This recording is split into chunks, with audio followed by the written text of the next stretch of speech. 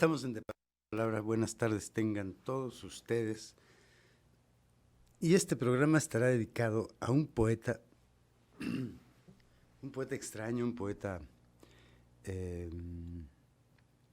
no muy resonante en la literatura mexicana, porque además es un poeta guatemalteco. Me refiero a Luis Cardosa y Aragón. Crítico de pintura, de los más importantes sin duda, novelista. Escribió una novela que se llama El Río, novelas de caballerías, y bueno, fue un destacado intelectual guatemalteco, que ya hablaremos más adelante de él, y por lo pronto vamos a empezar a leer un poema que se llama Siempre a Miguel Ángel Asturias. Es como una dedicatoria, pero es el título del poema. Es uno de sus poemas más conocidos. Doy las gracias antes de comenzar a Luna Mía Café, que me ha extendido un café espléndido y que bueno, pues no se puede después de comer a prisa, pues un cafecito durante el programa. Siempre a Miguel Ángel Asturias. He vivido casi toda mi vida lejos de mis cielos, pero mis pies están marcados en los códices, en la voz profunda de mi pueblo. Camino sobre el mar y las nubes que me traje son mi tierra firme. ¿Quién me la puede quitar? Cuando digo que estoy solo, es porque no estoy en la plaza pública, sino en cada uno de vosotros, como en los granos, la granada. Podráis enterrarme en la voz de cualquier niño si tiene los pies descalzos y ha visto volcanes. Mis ojos siempre se abren sobre la luz primera, mis ojos, y al cerrarlos, sobre mí cae siempre la sombra de mi infancia. Y todo lo que he vivido, me pregunto, todo el agua escurrida entre mis dedos, todo lo bailado, ¿no es un sueño? No he tenido tiempo para soñar, amigos. Apenas si he tenido tiempo para no morirme. No puedo descifrar el símbolo, porque el símbolo no es un lenguaje. Estoy tan cerca que no me veis, en las cenizas de los muertos y en las manos de los niños futuros, tercamente guatemalteco. No necesito recordar, me basta con palparme. El sueño no tiene vocales, pero tiene llamaradas y tambores mudos, y las mismas fogatas arden en las mismas cumbres. Si tiene los pies descalzos y ha visto volcanes. Ese es el primer poema de Luis Cardosa y Aragón que leemos esta tarde. Un poeta sumamente brillante, un crítico, un ensayista, ¿no? Hay un libro fundamental de Luis Cardosa y Aragón que se llama Guatemala, las venas. Qué barbaridad, no recuerdo, lo estoy confundiendo con uno de Galeano, pero si mal no recuerdo se llama Guatemala, las líneas de su mano. Un libro extraño, un libro sobre un país, un libro sobre Guatemala, un libro sobre sí y sus andanzas humanas de Luis Cardosa y Aragón por Guatemala, donde fue exiliado 2 veces y estuvo en México hasta su muerte, en el último exilio. Y bueno, él nació, no dijimos en qué año, pero nació en perdónenme, 1904. Y murió en 89 en la Ciudad de México. Él nació en una ciudad que se llama Antigua, en el país de Guatemala. Y bueno, uno de los más, de las figuras cimeras en el pensamiento guatemalteco, porque además hay algo que tenía Luis Cardosa de Aragón. Ya hablaremos de lo que hacía con la escritura sobre la pintura. Escribió uno de los libros hermosísimos sobre José Clemente Orozco. Escribió sobre Carlos Mérida, otro destacadísimo guatemalteco, ¿no? Carlos Mérida, que además yo tuve la suerte de escribir sobre Carlos Mérida en un libro que publicó con Aculta hace algunos años. Y bueno, con la lectura de ese texto sobre Carlos Mérida de Luis Cardosa de Aragón, fue una gran luz lo que vi y claro, ver los cuadros de Carlos Mérida. Entonces él también su actividad intelectual fue hacia la política, ¿no? 3 veces fue embajador en Suecia, en Noruega y en Francia. Por su país también fue diplomático, ¿no? Vamos a ver cómo él desde muy joven participaba en la política, en contra de la dictadura de un tal por cual presidente Manuel Estrada Cabrera, un dictador que tuvo Guatemala, ¿no? Todos los dictadores son bichos malos, ¿no? Fue a Europa, ¿no? Eso fue muy importante para él en los años 20, más o menos. Siempre los viajes para los escritores, para los intelectuales, para los poetas, son muy importantes. Claro, no es un requisito, ¿no? Recordemos que Julio Verne no viajó a ningún lado, no salió de su pueblo y escribió. Ya conocemos la obra de Julio Verne, ¿no? Y bueno, allá en Europa convivió con César Vallejo, con Borges y con Pablo Neruda. ¿Quién sabe por qué a veces los grandes tienen que reunirse? Y el caso de Luis Carlos Aragón, pues no es para menos.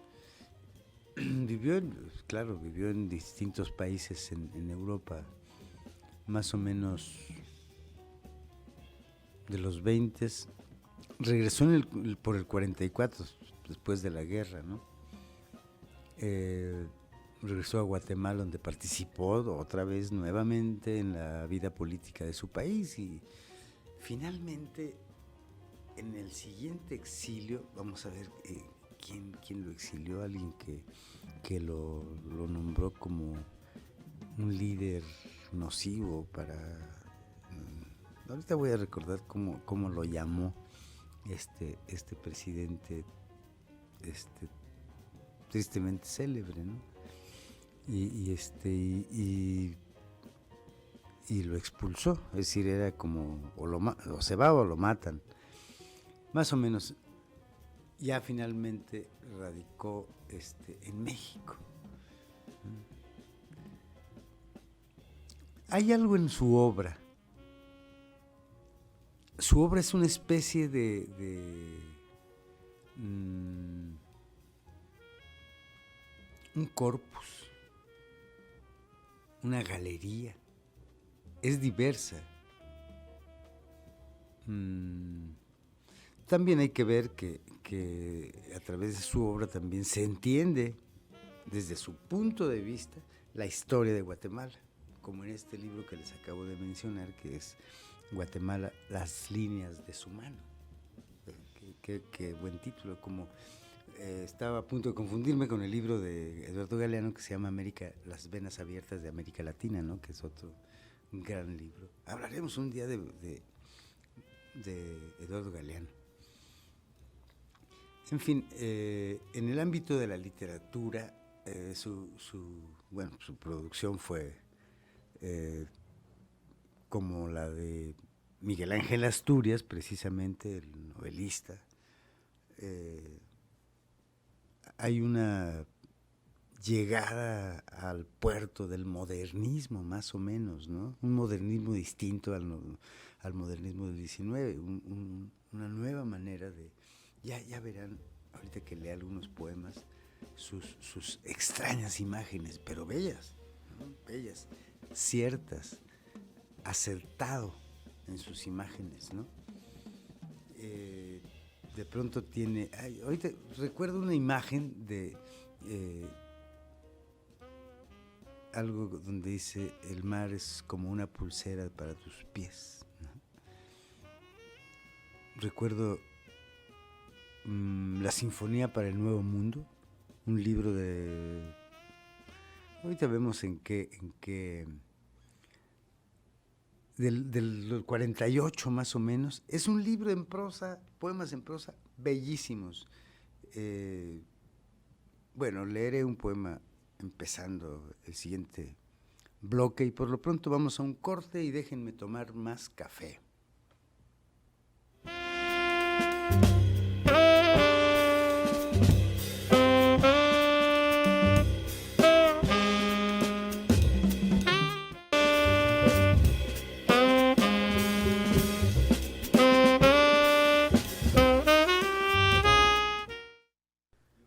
Ya estamos de regreso. Fíjense que su carrera política de Luis Cardoso Aragón es interesante. Hablaremos un poquito de ella y de qué manera fue que fue exiliado. Pero vamos a leer un poema que se llama Nieve. Dice: cuando una hormiga cae, ninguno se da cuenta. Cuando yo estoy sufriendo hasta la médula, solo yo lo averiguo. Y se me antoja, hoy no sé por qué zodiaco, que si sufro, lo sepa todo el mundo. Y que no es justo que padezca solo. Y que alguna mujer debiera estar llorando sobre mis metacarpios, al menos ayudándome a llorar.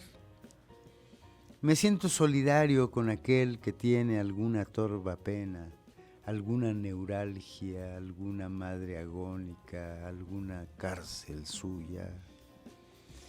Y solo pediría una brocha imponente para llenar los muros de palabras soeces, hasta que todos sepan lo eternamente, lo enfermamente triste que un hombre puede estar de igual manera, de igual simple manera, como caer una hormiga.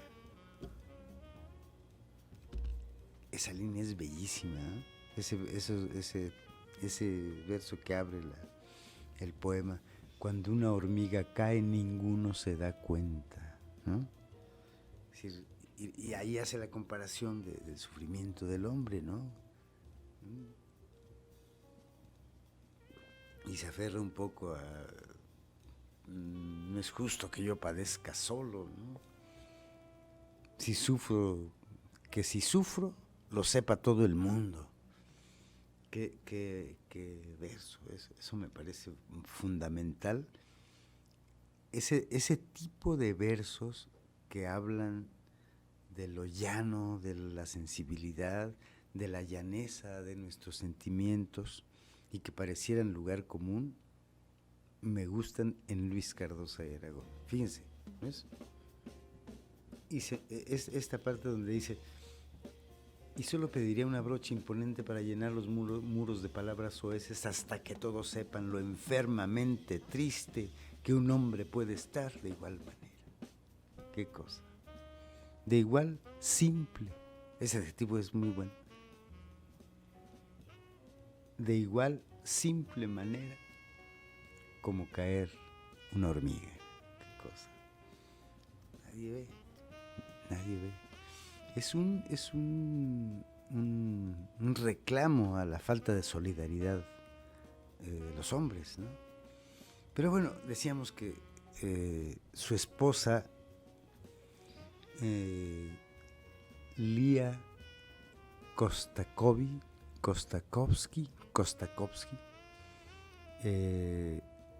vivieron en México hasta la muerte de Luis. Me parece que Lía murió antes, no estoy seguro.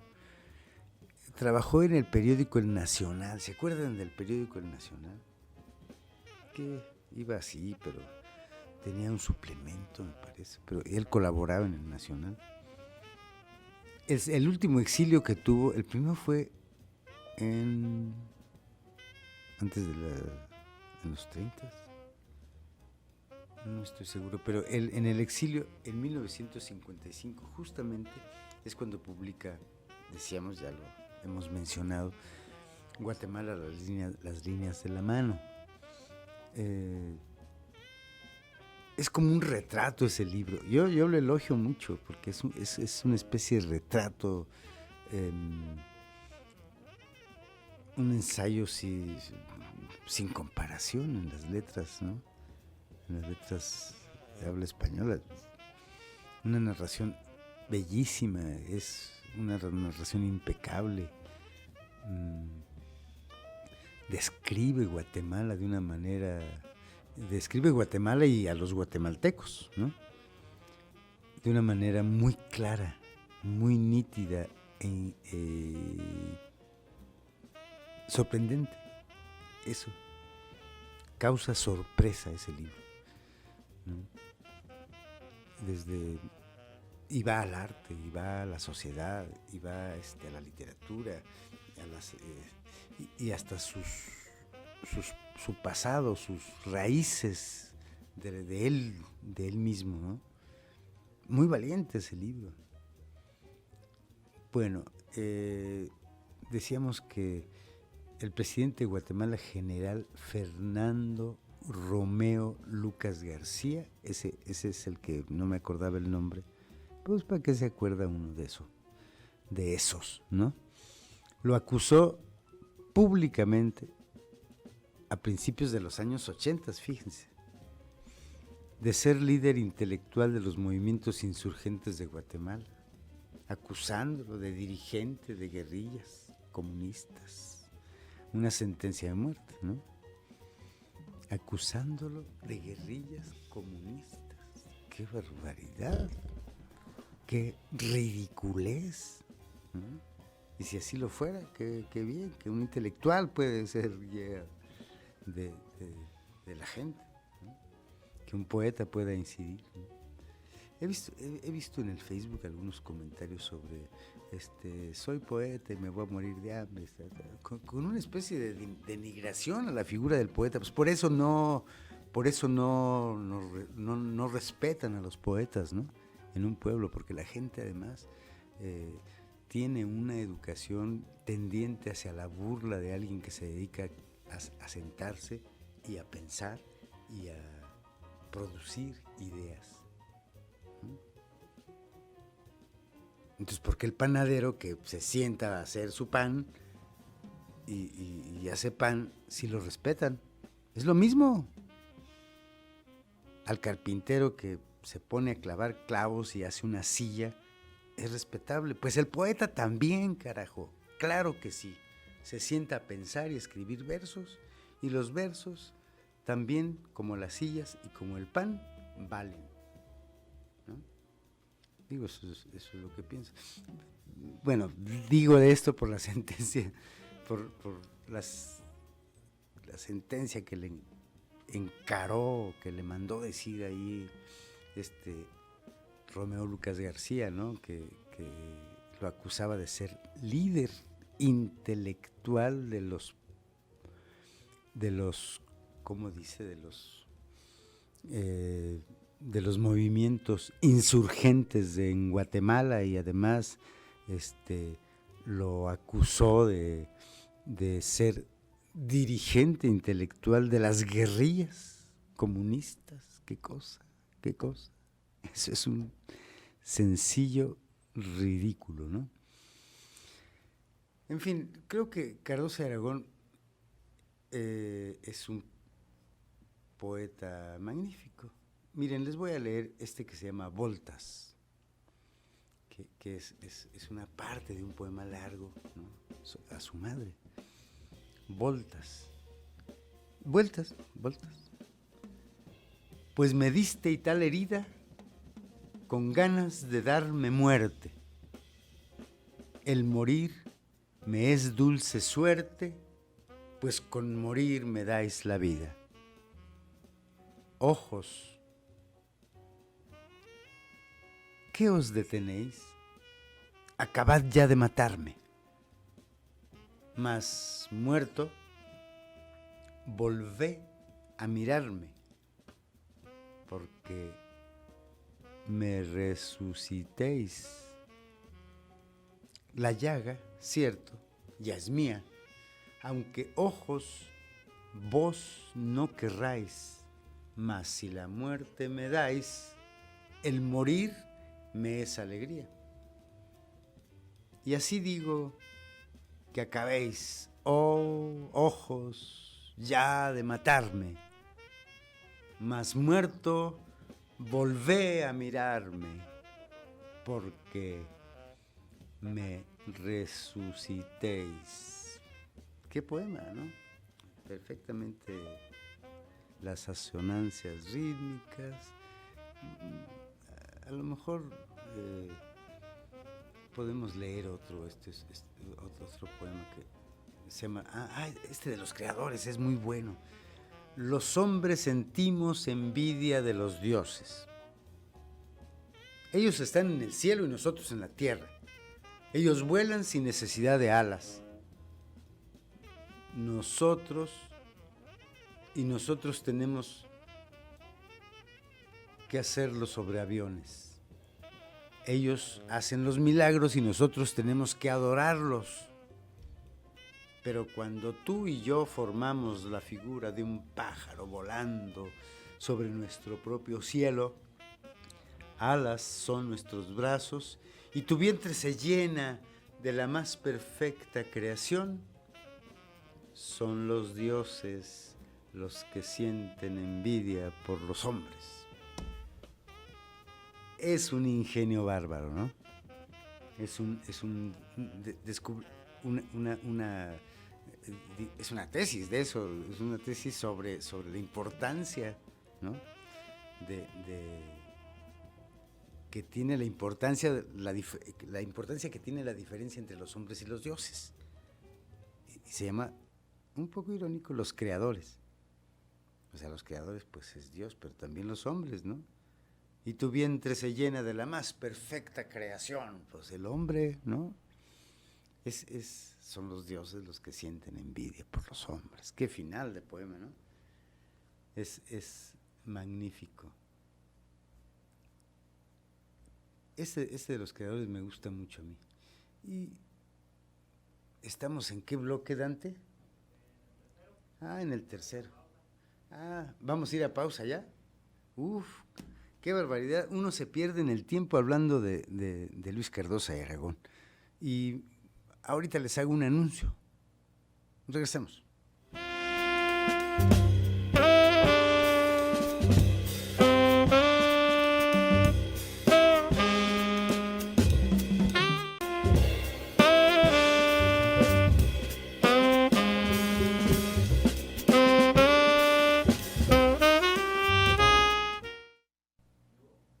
Ya estamos de regreso y vamos por orden, vamos a la recomendación de los libros de este día y a un anuncio muy importante, muy importante.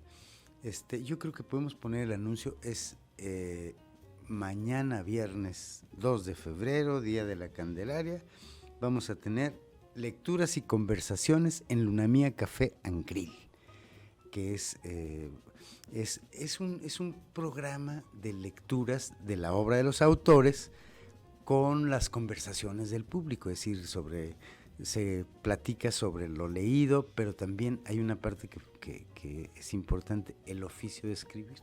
Entonces la gente le puede preguntar a los autores cómo que se escribió eso, en fin. Mañana es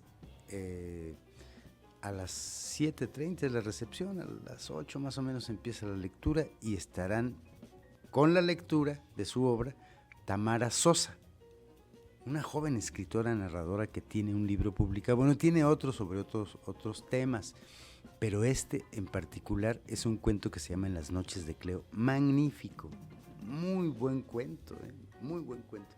Esperamos que a lo mejor lea un fragmento de ese cuento u otro.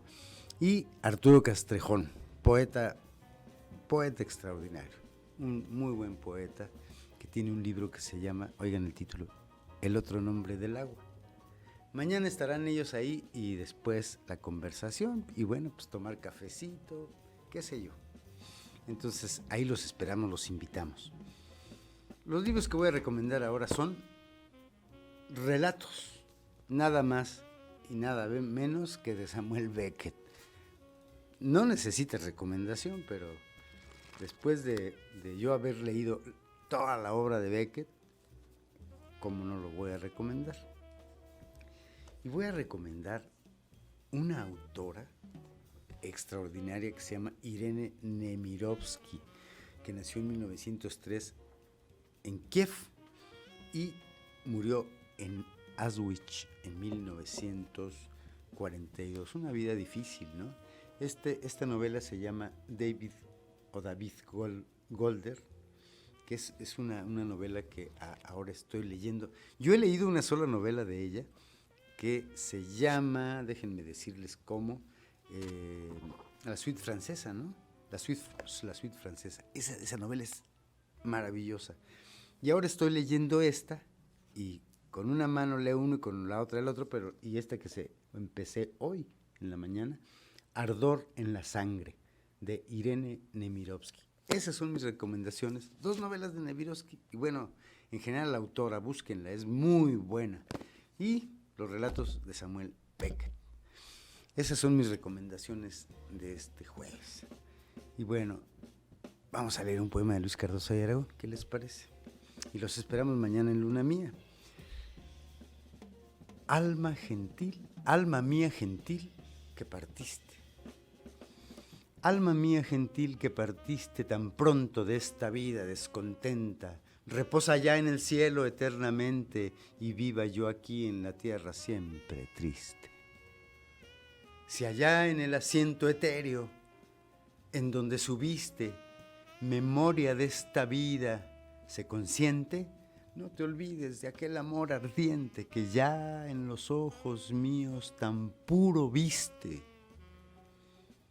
Y si vieras que puede merecerte alguna cosa el dolor que me quedó del pensar sin remedio de perderte, ruega a Dios que tus años recortó, que tan pronto de aquí me lleve a verte, cuán pronto de mis ojos te llevó. Precioso poema, ¿no? Yo creo que ese poema lo escribió, no sé, no estoy seguro si para a la muerte de su madre o a la muerte de Lía, porque casi estoy seguro que él murió primero, Lía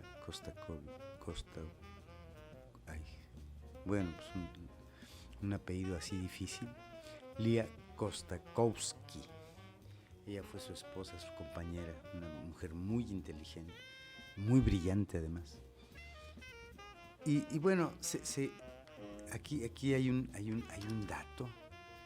dato importante. Miren, les voy a decir antes de eso cuáles son, ya vimos la novela, pero tiene un libro que no he mencionado. Un libro ya de la madurez como poeta, ¿no? Que se llama Lázaro. Es un libro exquisito. Un verso profundo, maduro, obviamente dedicado a Lázaro, ¿no? Y otro que no mencioné fue El Sonámbulo, que es de 1937. Ese libro me parece que tiene un poco de parentesco con los dibujos de Ciego, ¿no? Miguel Ángel Asturias, Casi una novela. Ese es otro de sus libros, ¿no? Pero bueno, entonces decíamos que la labor de Luis Cardoso y Aragón en la cultura fue muy extensa, ¿no? Este es el detalle que quería contarles. Fundó una revista que se llamaba Guatemala, ¿no? Y se hizo cargo de la dirección de la revista. Luego fundó una cosa que se llamó Movimiento Guatemalteco por la Paz. Y Luis Cardoso y Aragón fue nada menos que el fundador de la primera Casa de la Cultura de Guatemala. Nada menos. Como lo que aquí Víctor Sandoval, ¿no? Que fundó la primera Casa de Cultura en Aguascalientes, en su tierra. Y fue el ejemplo para poner un modelo de casas de cultura, de lugares donde niños, jóvenes, adultos van a acercarse a las artes y a la cultura. Y que si han funcionado o no han funcionado, bueno, yo no creo. Creo fervientemente que han sido sitios para algo así como para el descubrimiento. Digo, yo descubrí las artes ahí, yo descubrí el teatro ahí en la Casa de la Cultura de Morelia cuando se fundó. Llegué al teatro ahí, después de que yo leía mucho y no hallaba dónde hablar en fin, ¿no? Creo que han sido un importante modelo para el acercamiento a la cultura y a las artes. Jóvenes que pueden descubrir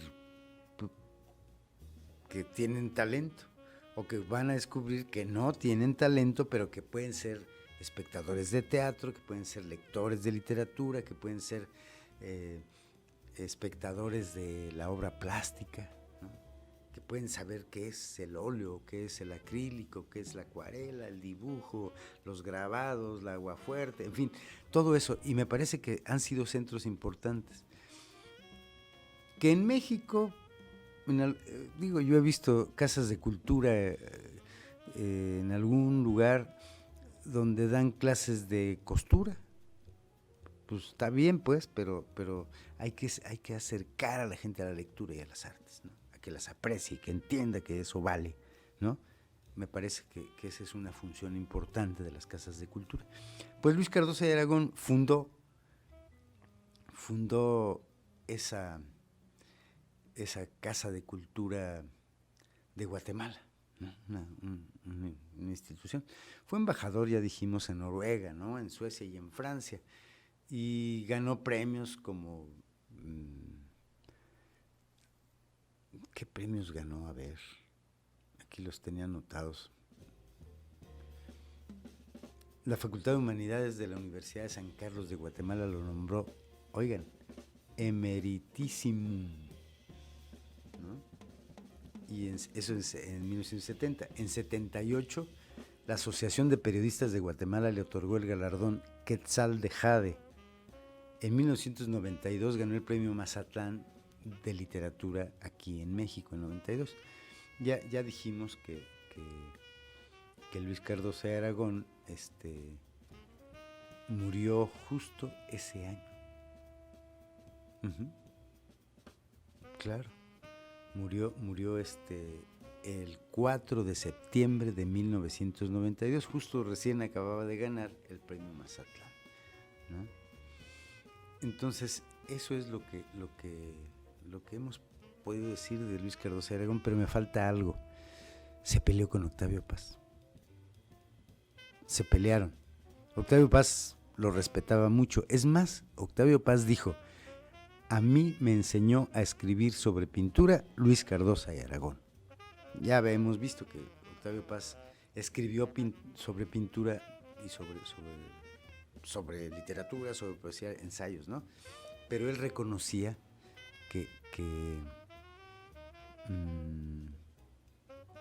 lo había enseñado Luis Cardoso de Aragón. Y leamos a Luis Cardoso de Aragón en sus críticas de pintura y sus libros sobre pintura. Es poesía. Es una maravilla la escritura de Luis Cardoso de Aragón, con un vértigo tremendo, con una limpidez veloz, ¿no? Y con una certidumbre de lo que ha visto en la pintura resuelve textos maravillosos, ¿no? Ya les decía yo el de José Clemente Orozco, el de Rufino Tamayo, el de Carlos Mérida. Muy, muy bueno, verdaderamente bueno. Cuando murió Luis Cardoso Aragón, dijo Octavio Paz, pues lamento mucho la muerte, sin embargo, habernos peleado fue para siempre, ¿no? Digo, pues sí. Obviamente, si nosotros vemos la figura de Paz y la figura de Luis Cardoso Aragón, eran muy opuestos, ¿no?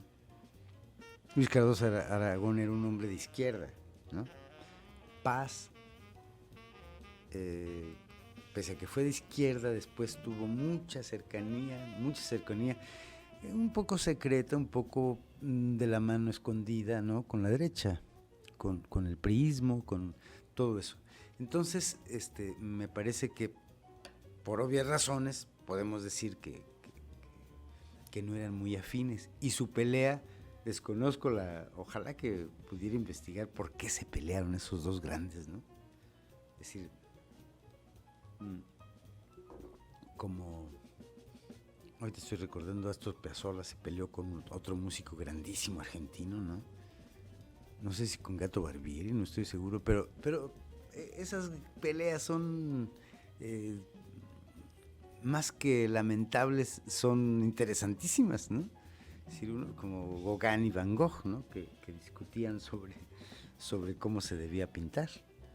Su gran diferencia, sus diferencias que los llevaron a que Van Gogh un día le sacara la navaja y lo persiguiera y el otro corrió a Gauguin, fue que Gauguin le decía, hay que cerrar los ojos para pintar. Y Van Gogh dice, no, hay que abrirlos para ver lo que estás pintando e interpretarlo y modificarlo, transformarlo, hacerlo arte. ¿Qué razón? Qué interesante tenía, qué razón tenía Van Gogh también, y qué razón tenía Gauguin al decir cierra los ojos y pinta, ¿no? Y eso es otra manera de ver. Claro que sí, los dos tenían razón, pero se pelearon. Dante, ya nos vamos.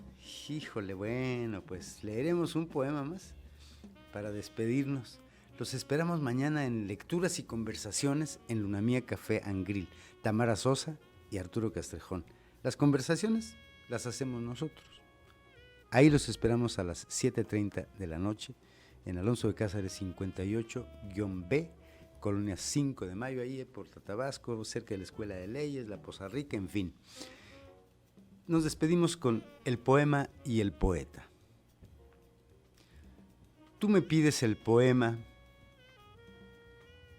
yo te digo, amor, si tú lo eres,